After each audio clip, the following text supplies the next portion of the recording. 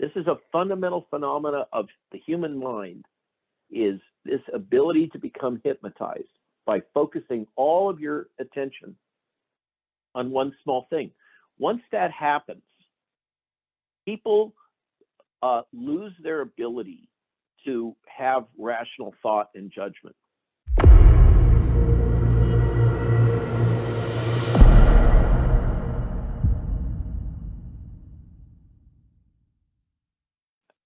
Welcome to Christy Lee Independent Media. That's KLIM.news. I am joined today by Dr. Robert Malone, perhaps one of the most qualified people to talk to about mandates and vaccines, as he was part of the approval process in the sense that he helped develop the mRNA technology. So welcome in, Dr. Malone. Thanks for being with me today, and we can go uninterrupted. Thanks, Christy. And I got to make a plug now. I'm officially signed on part-time as the Chief Medical Officer and Regulatory Officer for the Unity Project.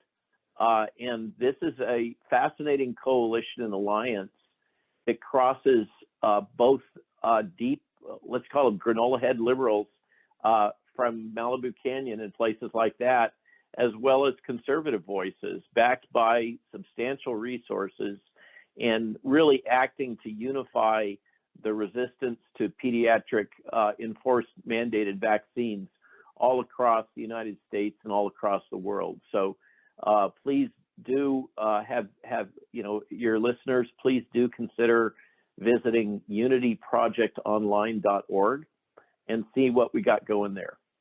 All right, sounds good. And I wanted to just go ahead and dig into a video you sent me that was really looking into the psychology of the mandates and the psychology behind the narrative. And it suggested that the reason so many people continue to buy into the narrative, even as more information and data comes out, is almost as if it's a hypnosis. And what we're seeing is really what they talk about in this video, an anger and a nastiness towards those that won't continue to buy into the narrative, as we saw with Joy Reid on The View, just lashing out on her guest when she just suggested, as we know and has been said over and over, the vaccine does not prevent the spread of the virus. And so it ends up being this irrational anger. And wanted to see what other insights you thought you had about that particular video, because I just really liked how it dug into the psychology behind everything. So thanks for giving me open door to riff on that. What Christy's referring to is the work of Matthias Desmet. Okay, and he's a psychologist. He's also a statistician. He's at the University of Ghent, so this is Belgium. He's a European, but he speaks fluent English. Many of us are very impressed by his thinking. Bobby Kennedy, for instance, has met with him personally and spoken to him about his theories, as have many of my peers. I think Matthias is onto something, and he calls it mass formation psychosis. So when he says mass formation, you can think of this equivalent to crowd. So it's crowd psychosis. That's what we're really talking about. Is it really the same thing as groupthink, mass formation? Is that like a no, more very different? Not the same. Okay. Groupthink is something that occurs in smaller groups of typically government officials or think tank types or whatever, CIA people, whatever, folks that are trying to solve a political problem or some other problem, and they get together and they get this problem of, as experts, they all have a tendency to want to agree with each other, and really don't often tolerate dissent very well, and don't actively develop or look for consent. In that kind of groupthink environment, you'll have a few influential leaders, and everybody will want to conform with whatever they're saying. What Matthias is talking about is something profoundly different and deeper, much harder to break. There's easy ways to fix groupthink by just bringing in dissenting voices and making sure you give them platforms. With mass formation psychosis, this is like hypnosis. It really is hypnosis. Okay? This is, okay, we're not supposed to talk about Nazi Germany. This is what happened to the German people. This, if you live in Europe or you are have a relative who's a Holocaust survivor, or also if you've lived behind the Soviet Union curtain, Eastern Europe, etc., this is a fundamental problem that people have, is understanding how can, for instance, the German people who are highly educated, very liberal in the classic sense, Western thinking people, how could they go so crazy, so deep into crazy land that they were doing what they did to the Jews? How could this happen to a civilized people? Okay, and this is the explanation for that. It has been a major focus of academic inquiry for decades and decades in Europe. So with what we're experiencing here, you have to have a set of preconditions, and walk with me back to, remember 2019? It seems like forever ago. Okay, the precursors for mass formation psychosis is you have to have a situation in which the population is decoupled from each other. They don't have social bonds. Okay, this is everybody on their little cell phones and everything else. Okay, where we're fragmented into our communities, Facebook communities, and other things. We're not, yes, they're tribes, but we're now in a situation where there's sub tribes. Everybody's fragmented. Nobody's feeling connected. Okay, there's got to be a lack of sense making. The world has to somehow not make sense. What's happening in the world? It just seems to be overwhelming. Things don't make sense. Remember how we were all kind of thinking this back in 2019, and we had the elections and electoral fraud, and what was going on? Clearly, there's big forces at work there, and nothing made sense. This leads to free-floating anxiety, which is the source of the greatest psychological pain. Okay, and my wife, for example, experiences this all the time. Many people do. So for her, she has this chronic sense of anxiety. She wakes up in the middle of the night, suddenly alerted to something that she's been dreaming about. Wakes me up. So this sense of free-floating anxiety, things don't make sense. We're no longer connected to each other. And we also have free-floating discontent, that things aren't right, and I don't like it very much, and I'm not sure where to put my finger on it. A lot of us had this feeling. Okay, now think about what happened when the virus broke out. The world obsessed over this virus. Suddenly every software person in the world was an expert on molecular virology and epidemiology. I had to deal with them. We all suddenly became obsessive experts, spending all our time on the media trying to figure out what the heck is going on, because it didn't make sense. And we're trying to protect our children and everything else. When these conditions happen, and then the entire population gets focused on one thing, okay, it forms something akin to hypnosis, where all they can think about, they're totally obsessed with that one thing. This is what happens with hypnosis, is you can hypnotize somebody and get them to focus on just one little tiny thing, and you can do surgery on them. They won't feel it. This is a fundamental phenomena of the human mind, is this ability to become hypnotized by focusing all of your attention on one small thing. Once that happens, people lose their ability to have rational thought and judgment. Okay? Well, and then before you go ahead with that, it wasn't just people personally obsessing over what was happening, but anytime you turned on the TV, we had the counter going below, and so it was just constantly being shoved down everyone's throats to think about nothing. Even if you weren't obsessed, you had all this fear porn coming at us all the time, 24/7 through every channel. Okay, now was this intentional, or was it just selling clicks?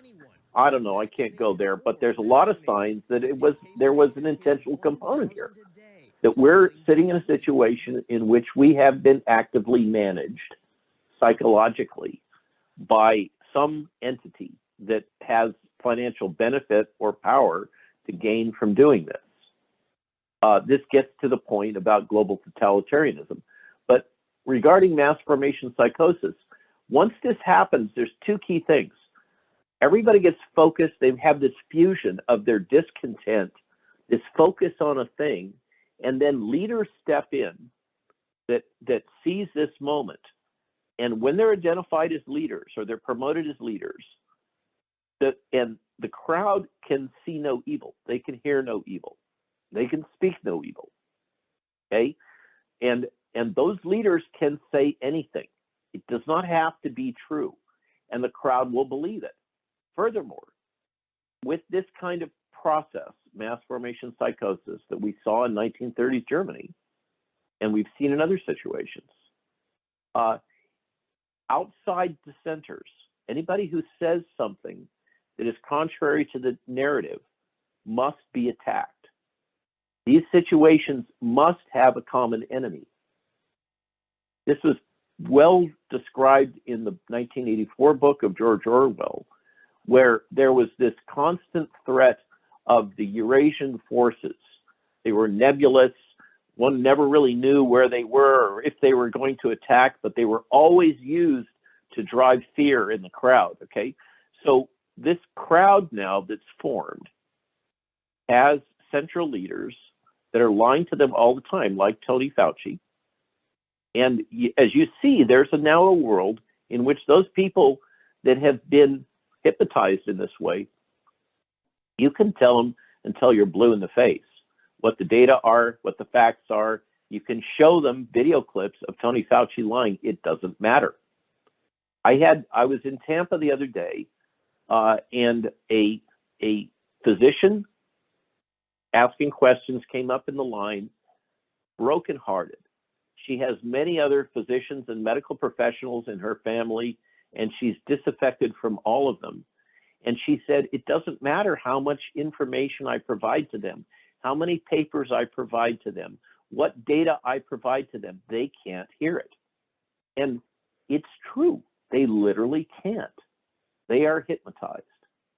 And this has happened all over the world. It's been actively promoted. It is the consequence of all this censorship and propaganda, as you point out, that we've been subjected to. And when it seems to you that the rest of the world has gone mad, the truth is they have. Okay. And the question is, what can we do about it? Exactly. And with this video, though, I mean, it kind of ends with almost no conclusion, in the sense that it's saying there may be nothing that we can do about it other than try and break the hypnosis by continuing to speak up and trying to get this other narrative out, so that it's just not the mass formation narrative that is being put out there. But in the end, if and when that does not work, the other solution is that we talked about, this Atlas Shrugged idea of breaking away from society and kind of building our own simultaneous economies in different areas, whether it be education with homeschooling, different information dissemination platforms, things like that. And so is that where you see things ramping up, is just more of the breaking away from society that is under this hypnosis?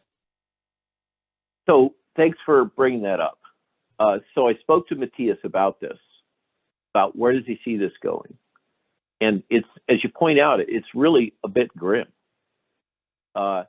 He thinks that this mass psychosis has developed to a point where the global totalitarianism is unavoidable. It will sweep over us. We're seeing it in Austria.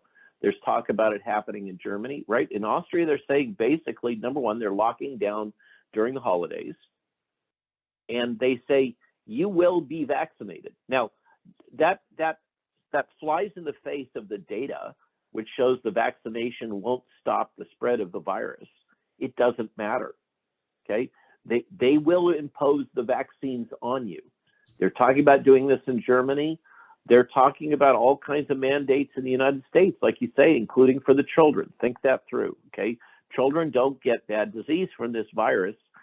The only reason, and it's not even logical, to vaccinate the children and cause them to incur the risk of the vaccine is to protect the very elders who aren't adequately protected from the vaccine. So this is happening, and Matthias believes that it's now to a point that it is going to progress through the population, whether we like it or not. There's not much we can do. We have to continue to try to provide information, accurate information. And by the way, we had some great action that was, I didn't expect anything to come out of the special session in Tallahassee in Florida, but it did. They exceeded my expectations. But in terms of Matthias's projection, you're right. He basically says there's a couple things we can do. We can substitute the fear of the virus, which is irrational, for a greater threat. We can break through to people if we help them to understand that what we're seeing is a coordinated global focus on deploying a global totalitarian solution. Okay? Totalitarianism is a bigger boogeyman than the virus is by far. Losing control to Bill Gates and the World Economic Forum and BlackRock and Vanguard is a bigger threat than SARS-CoV-2 is for you or your children by far. Okay? And people can hear that. They can see it. Matthias has tested it. And you can break this fusion in their minds if you give them something that's even of greater concern, which is loss of their freedom. And you know that. You can hear it in people. When you make it clear to people that they're on the threshold of losing their rights, they get activated. And when But they then you have hear Fauci, who just recently said in that interview that we have to think more in terms of collectivism, which is funny because that's kind of what this video that was exploring the psychology is talking about, this collectivist thought, this idea that people are coming together for the greater good. And he said we need to, that's more important than the individual thought. So that's right. With that. So he's making it clear which side his bread's buttered on. And Bill Gates and the big economic forces, there's no question. So this is one topic area that a lot of people get. And often the breakthrough thing is they're going to force my kids to take the jab. And suddenly people wake up with that one also. And then they form a fusion between their anxiety and sense of psychological discontent and lack of social bonds and social and sense making with that thing, okay? But the problem is all those underlying things haven't been fixed. The real problem, to be blunt, is that our society is sick. It's sick in a bunch of ways. And I think the only thing that can come out of this to get us away from that, to start to heal us, is this idea of think global, act local that is behind intentional communities, which is what you mentioned. Meanwhile, while all this crazy is going on in the world, the rest of us that are able to see through for whatever reason, maybe because we got fired from our job, or we experienced mainstream media first person and realized how corrupt and twisted that world is. Or maybe we experienced big science and all the corruption within big science in a very brutal first person way. Things have caused some of us to be able to be a little more skeptical about what's going on in the world and see through things. In Eastern Europe, and folks that have family history relating to the Holocaust, they get it. Those people, the red lights are flashing and they're saying, guys, wake up. We've got a big problem here that's going on. You even have some key members in the Catholic Church now bucking the Pope and talking directly about human enslavement through global totalitarianism. Fascinating stuff coming out from the Vatican right now. So we can't get beyond this if we don't find some way to heal ourselves. And I think we got to start that healing process locally. And so this is what the message that I've been trying to promote in these various speaking engagements is a message of healing, not division, and of trying to empower people to start building local community, telephone call lists, work through your church, whatever your organization is, build on that. Find physicians that will administer early treatment. There will be another wave of virus. It is hitting us now. It's moving through Europe right now. It's going to be moving through the United States.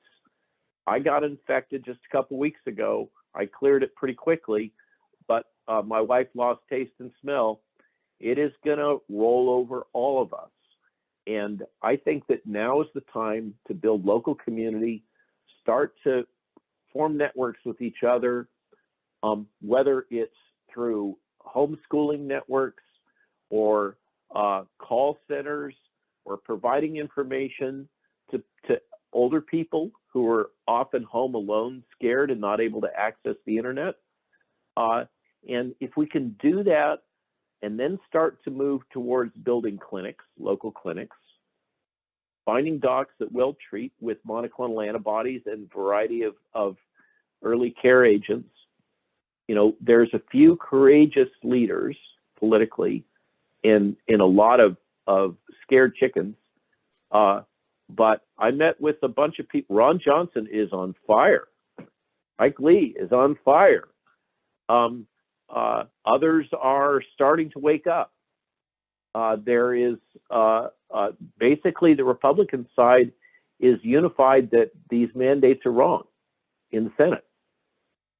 Now, we're having trouble breaking through the other side, but angry moms, I think, are may be the thing that saves our democracy. I'm not being facetious.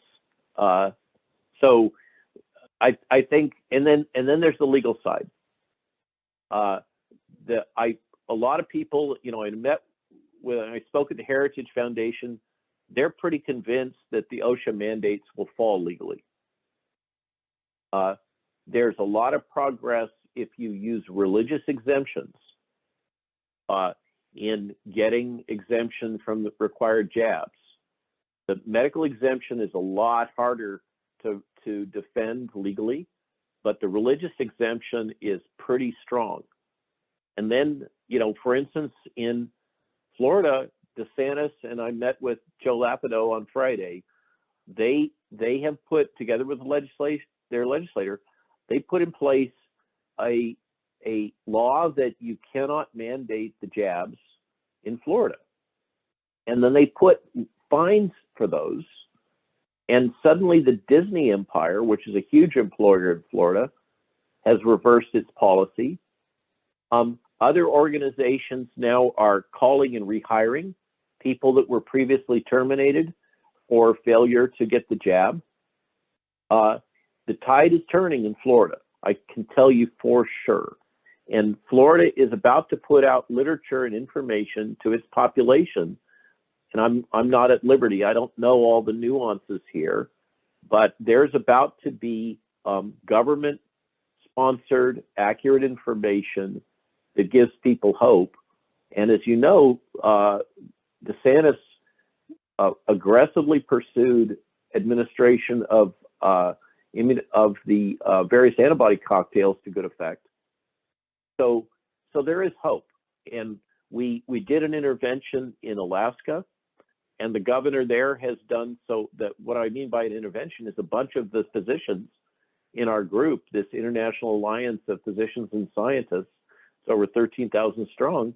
We've basically been jetting all over the country, parachuting into different communities. They just had one in Texas last weekend. While I was in Tampa, they were in Texas. And we're making a difference. We're catalyzing communities. Those communities are coming together. They're acting politically. They're acting in Tampa. Part of what we did there was a big fundraiser to raise money for defending physicians. from the hunting and other behaviors that are happening that are knocking physicians out, making it so they can't practice medicine. So there is hope, but we still got a long way to go. But I think over the last 2 weeks, we've seen some significant progress. So I don't want to leave everybody thinking it's all doom and gloom.